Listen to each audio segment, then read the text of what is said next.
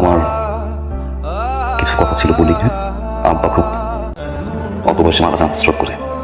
পড়াশোনাটা কোনোভাবে শেষ করছিলাম, চাকরির জন্য পরে ঢাকায় গেছিলাম। আম্মা আর বোনের টেনশনে ঢাকায় এখন চাকরি লাভ হয় না, বাড়িতে চলে আসি। তারপর এখানে একটা চাকরি নেই। আমার আসলে পৃথিবীতে মা আর বোন ছাড়া কেউ নাই। মা আর বোনের সুখের জন্য বলতে পারো যে নিজের সুখটা ত্যাগ করছে। কারণ আমি বিশ্বাস করি যে কোনো ছেলে যদি তার পরিবারের জন্য করে, আল্লাহ তার জন্য করে। তোমার কাছে একটাই চাওয়া যে সবসময় আমার মা আর বোনকে নিজের মা আর বোন মনে করে দেখে রাখবো। জি ঠিক আছে, তবে বাসর ঘরে ঢুকে যে বউয়ের ঘুমটাটা খুলে আগে বউকে দেখতে হয় সেটা বোধহয় আপনি ভুলে গেছেন। সরি আমি নার্ভাস হয়ে গেছিলাম তো।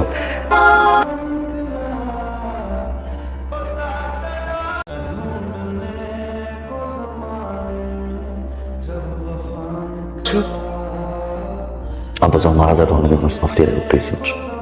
ক্লাসগুলো ঠিক মতো করতে পারি নাই। সবাই মিলে সিদ্ধান্ত নিল বিদেশ পাঠাই।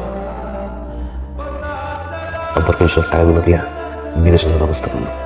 খাইলাম টাকাগুলো আমি কোন সবাই যাবে ঢুকলাম কাজে।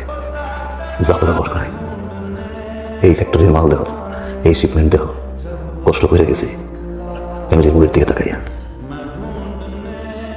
বন্ধু বান্ধব কইতো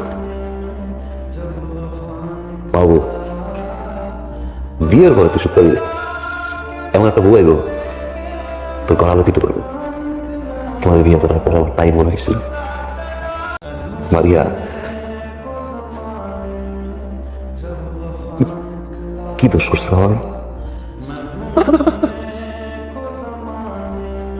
তো বড় একটা সত্য আমার কাছে গোপন রাখলা, তোমার ঠকানো হয়েছে।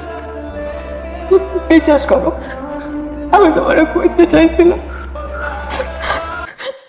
কল নাই, আমি তোমার বারবার কইতে চাই। কল নাই। বিয়ের আগে কইলাম না, বিয়ের সময় কইলাম না, বাসর রাইতে কইলাম না, বিয়ের পরেও কইলাম না। মেয়ে দেখতে গেছি, মেয়ে দেখতে যাওয়ার 3 দিনের মাথায় কেন বিয়ে করার কথা কই? কেন খালুর বাড়িতে আমি তোমার বিয়ে করবো? বিয়ের পরে কেন আমি তোমার বাড়ি যেতে পারি না?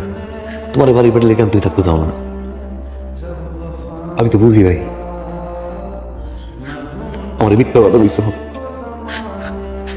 বাড়িতে যেতে ইচ্ছে করো না, বাড়িতে যাইতে ইচ্ছে করো না, আমার জন্য খারাপ লাগে, রাতে ঘুমাইতে পারো না, আমাদের সাথে সব মিথ্যে। কিচ্ছু নেই,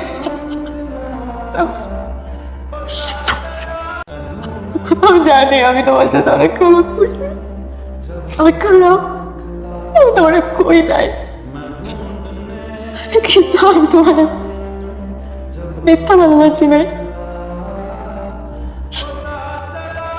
কিছু বিশ্বাস হবে না, কিছু বিশ্বাস হবে না আমার হচ্ছে।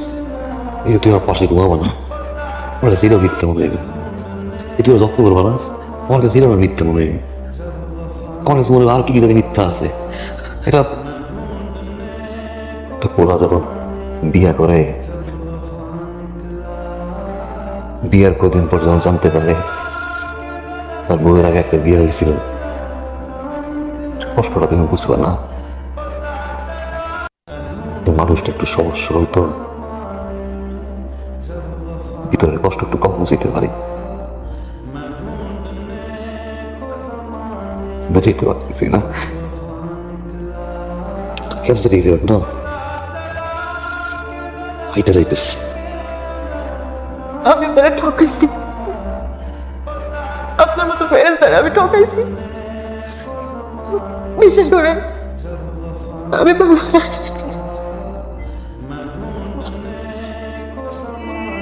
আমি আমার বিচার করতেছে, আপনি ছেলে আমার ডিভোর্স দিতে পারেন, আমি নিয়ে আমার কোনো চাপ হবে। আমি চাই আপনি সারা জীবন সুখী থাকেন, ভালো থাকেন।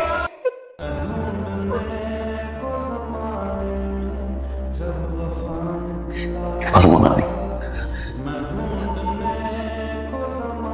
ফিরে পারবো না। কেন যে পারবো না এটাও জানি না। মানুষটা একটু বেশি সহজ সরল তো, এই জন্য সারা জীবন মানুষজন প্লেয়ার ঠকাই গেছে।